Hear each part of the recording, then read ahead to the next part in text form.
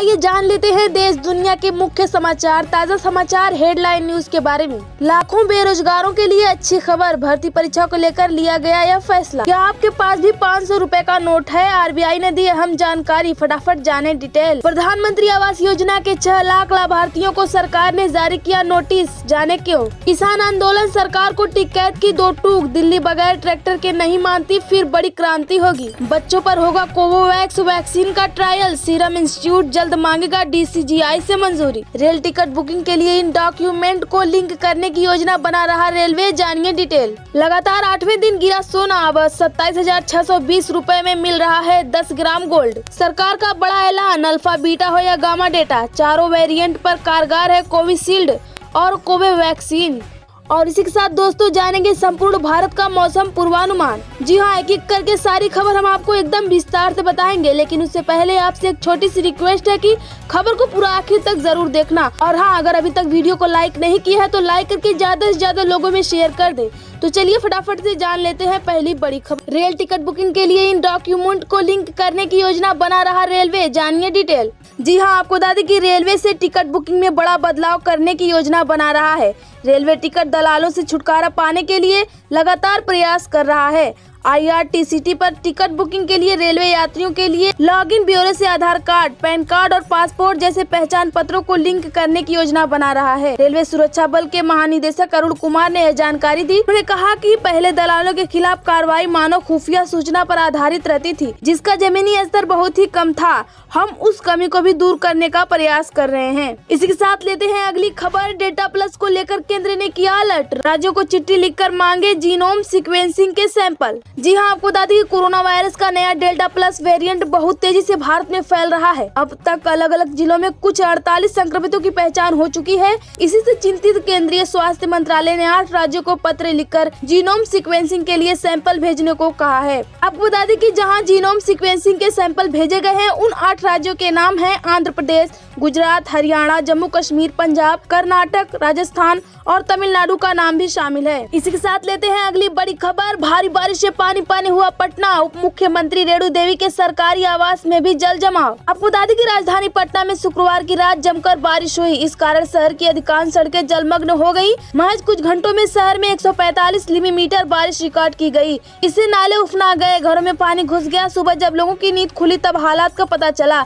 यहाँ तक कि उप मुख्यमंत्री रेणु देवी के आवासीय परिसर में भी 1.5 फीट तक पानी है। वैसे दोस्तों, आपके यहाँ बारिश हो रही है कि नहीं, कमेंट जरूर करें। इसके साथ लेते हैं अगली बड़ी खबर। हरियाणा में लाखों बेरोजगारों के लिए अच्छी खबर, भर्ती परीक्षा को लेकर लिया गया यह फैसला। जी आपको बता दें कि हरियाणा के लाखों बेरोजगारों के लिए राहत भरी खबर है। दरअसल आयोग द्वारा जारी पटवारी, कैनाल पटवारी, ग्राम सचिव और पुलिस के पदों के लिए आयोग जल्द ही भर्ती परीक्षा का आयोजन करेगा। संयुक्त भर्ती परीक्षा के दायरे से इन जारी पदों को बाहर किया गया है। दरअसल आपको बता दें कि हरियाणा कर्मचारी चयन आयोग के जरिए भरे जाने वाले 22,000 पदों के लिए संयुक्त प्रवेश परीक्षा नहीं होगी। विज्ञापित हो चुके इन पदों के लिए अभ्यर्थी को 1 टाइम रजिस्ट्रेशन भी नहीं कराना होगा। राज्य सरकार के इस निर्णय के बाद लंबे समय से अटकी भर्तियां के जल्द सिर चढ़ने की उम्मीद है। इसके साथ लेते हैं अगली बड़ी खबर। अयोध्या पर पीएम मोदी ने की समीक्षा बैठक, कहा राम मंदिर के निर्माण में युवा शक्ति शामिल हो, प्राचीन और आधुनिक का जीवंत मिश्रण बने श्री राम नगरी। जी हाँ दोस्तों, आपको बता दें कि प्रधानमंत्री नरेंद्र मोदी ने आज अयोध्या पर समीक्षा बैठक की। प्रधानमंत्री नरेंद्र मोदी ने आज वीडियो कॉन्फ्रेंसिंग के जरिए अयोध्या विकास आयोजन पर समीक्षा बैठक की। इस बैठक में उत्तर प्रदेश के सीएम योगी आदित्यनाथ भी मौजूद रहे। इस बैठक में अयोध्या के विकास से जुड़े तमाम अधिकारी भी मौजूद हैं। पीएम मोदी और यूपी के CM Yogi Adityanath video conferencing के जरिए इस बैठक में जुड़े हैं। वीडियो कॉन्फ्रेंसिंग के जरिए होने वाली इस बैठक में अयोध्या के नए मास्टर प्लान पर भी चर्चा हुई।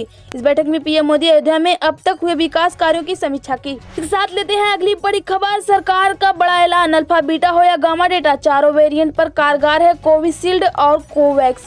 जी हाँ, आपको बता दें कि कोविड-19 के दोनों टीके कोविशील्ड एवं कोवैक्सीन बीटा, गामा एवं डेल्टा वेरिएंट के विरुद्ध काम करते हैं। हालांकि डेल्टा प्लस के वेरिएंट के खिलाफ इसकी प्रभावशीलता का पता लगाने के लिए सरकार ने शुक्रवार को यह जानकारी दी कि डेल्टा प्लस वेरिएंट के मामले में सामने आने से चिंताएं बढ़ गई हैं। आशंका जताई जा रही है कि डेल्टा प्लस से देश में कोरोना की तीसरी लहर आ सकती है। कोरोना वायरस बीमारी के 4 वेरिएंट अल्फा, बीटा, गामा और डेल्टा चिंता वाले वेरिएंट हैं। Delta plus variant delta variant से ही जुड़ा है, यह भी वेरिएंट ऑफ कंसर्न है। इसके साथ लेते हैं अगली खबर। कश्मीर में आर्टिकल 370 की बहाली की उम्मीद करना बेवकूफी, पीएम मोदी संग बैठक के बाद बोले उमर अब्दुल्ला। जी हां, आपको बता दें कि जम्मू कश्मीर में आर्टिकल 370 को हटाए जाने के बाद पहली बार प्रधानमंत्री नरेंद्र मोदी और कश्मीरी नेताओं के बीच बैठक हुई। चीफ उमर अब्दुल्ला ने कहा कि हमें आर्टिकल 370 की बहाली की मांग को छोड़ा नहीं है, मगर यह उम्मीद करना कि मौजूदा सरकार इसे बहाल करेगी यह मूर्खता होगी। बता दें कि कश्मीर में परिसीमन और चुनाव प्रक्रिया को लेकर गुरुवार को कश्मीर के 14 नेता पीएम मोदी के साथ सर्वदलीय बैठक में शामिल थे। मुख्यमंत्री उमर अब्दुल्ला ने कहा कि उन्होंने अनुच्छेद 370 की बहाली की मांग को छोड़ा नहीं है। हालांकि साथ ही उन्होंने कहा कि इस बात के कोई संकेत नहीं है कि मौजूदा सरकार इसे बहाल करेगी।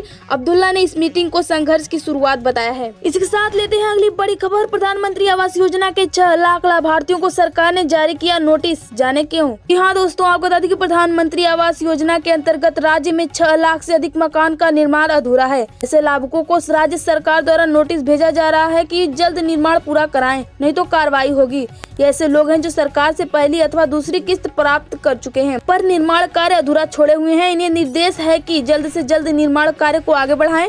अगर दूसरी किस्त भी ले चुके हैं तो मकान पूर्ण करें। प्रधानमंत्री आवास योजना के तहत लाभुक को 3 किस्तों में पैसे दिए जाते हैं। इस योजना के तहत पक्का मकान बनाने के लिए अनुदान राशि के रूप में हर भाव को 1,20,000 रूपए, उग्रवाद प्रभावित जिलों में 1,30,000 रूपए दिए जाते हैं। इनमें 60% केंद्र सरकार तथा 40% राशि राज्य सरकार के द्वारा उपलब्ध कराई जाती है। दोस्तों, आपको प्रधानमंत्री आवास योजना का लाभ मिला है कि नहीं, कमेंट जरूर करें। इसके साथ लेते हैं अगली बड़ी खबर। बच्चों पर होगा कोवैक्स वैक्सीन का ट्रायल, सीरम इंस्टीट्यूट जल्द मांगेगा DCGI से मंजूरी। जी हाँ दोस्तों, आपको बता दें कि सीरम इंस्टीट्यूट ऑफ इंडिया जल्द ही ड्रग कंट्रोलर और जनरल ऑफ इंडिया के यहाँ बच्चों पर कोवोवैक्स वैक्सीन के क्लिनिकल ट्रायल की परमिशन के लिए अप्लाई करेगा। अमेरिकी स्थित नोवोवैक्स INC द्वारा विकसित कोवैक्सीन का इंडियन वर्जन है और इसका निर्माण भारत में पुणे स्थित SII द्वारा किया जा रहा है। इसके साथ लेते हैं अगली बड़ी खबर। सरकार को टिकैत की 2 टूक, दिल्ली बगैर ट्रैक्टर के नहीं मानती, फिर बड़ी क्रांति होगी। जी हाँ, आपको बता दें कि नए कृषि कानूनों के विरोध में जारी किसान आंदोलन को आज 7 महीने पूरे हो गए हैं। ऐसे में गाजीपुर बॉर्डर पर समेत सभी प्रदर्शन स्थलों पर आज कई दिन बाद किसानों और सबसे ज्यादा चहल पहल देखी जा रही है। किसान आज विभिन्न राज्यों के राज्यपालों को ज्ञापन सौंपकर इन कानूनों को वापस लिए जाने की मांग करेंगे। हालांकि किसानों का कहना है कि यह आंदोलन शांतिपूर्ण रहेगा।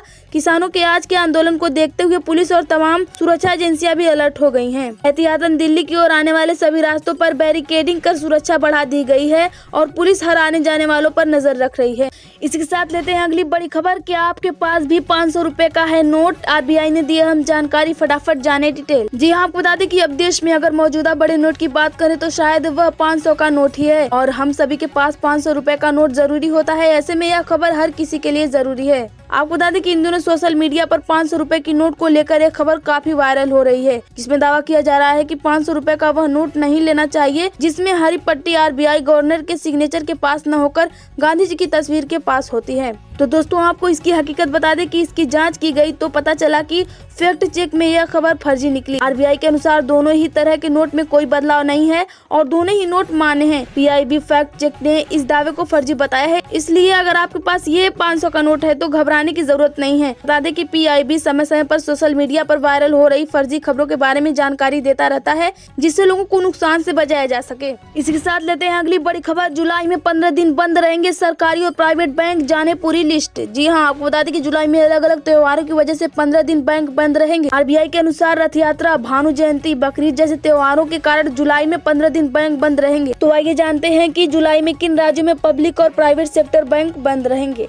21 जुलाई बुधवार को अगरतला, अहमदाबाद, बेंगलुरु, भोपाल, चंडीगढ़, चेन्नई, कोलकाता, देहरादून, गुवाहाटी, हैदराबाद, पटना, रायपुर, न्यू दिल्ली, पणजी, रांची में बकरीद का त्योहार 21 जुलाई को ही है, जिसके कारण बैंक बंद रहेंगे। इसी के साथ लेते हैं अगली बड़ी खबर। लगातार 8वें दिन गिरा सोना, अब 27,620 रुपए में मिल रहा है 10 ग्राम गोल्ड। जी हाँ दोस्तों, अगर आपको बता दें कि आप सोना खरीदने का मन बना रहे हैं तो आपके लिए अच्छी खबर है। पिछले 8 कारोबारी दिनों से सोने की कीमत में लगातार गिरावटें दर्ज की गई हैं। आलम यह है कि सोने की कीमत 47,000 रुपए प्रति 10 ग्राम के करीब आ गई है। इस तरह सोना अपने उच्चतम भाव से 9,000 रुपए प्रति 10 ग्राम से भी ज्यादा सस्ता बिक रहा है। आपको बता दें कि इस प्रकार सोने के रेट में करीब 9,000 रुपए तक की गिरावट आ चुकी है। इसके साथ लेते हैं अगली बड़ी खबर। संपूर्ण भारत का 27 जून 2021 का मौसम पूर्वानुमान।